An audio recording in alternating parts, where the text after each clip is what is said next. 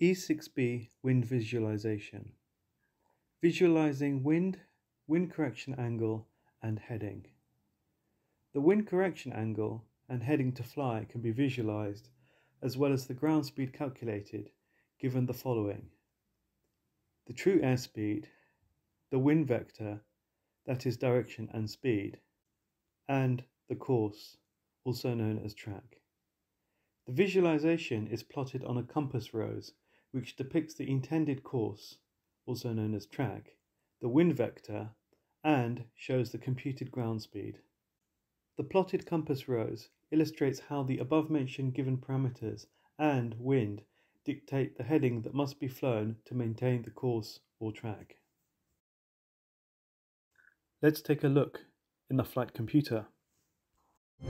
On screen. First, open the E6BJA app. Enter Flight Computer mode. Then scroll down the functions list and select the E6B visualizer. In this case, it's at the top of the list. We can see some default values here, but we'll replace those. They're just there to show the user how it works. Okay, so first, if we input a true airspeed of 100 knots, which it is, a course of 060 degrees,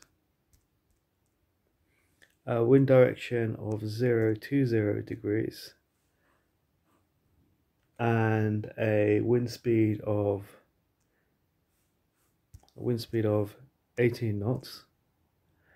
We can see now that our wind correction angle is -7 degrees, the heading to fly is 53 degrees, and our ground speed is 85.47 knots. And we can see the visualization on the compass rose with all of those parameters printed. If we now change the wind direction to 090 degrees, we can see how the compass rose is updated. Now our wind correction angle is 5 degrees, our heading to fly is 65 degrees, and our ground speed is 84.03 knots. Engage.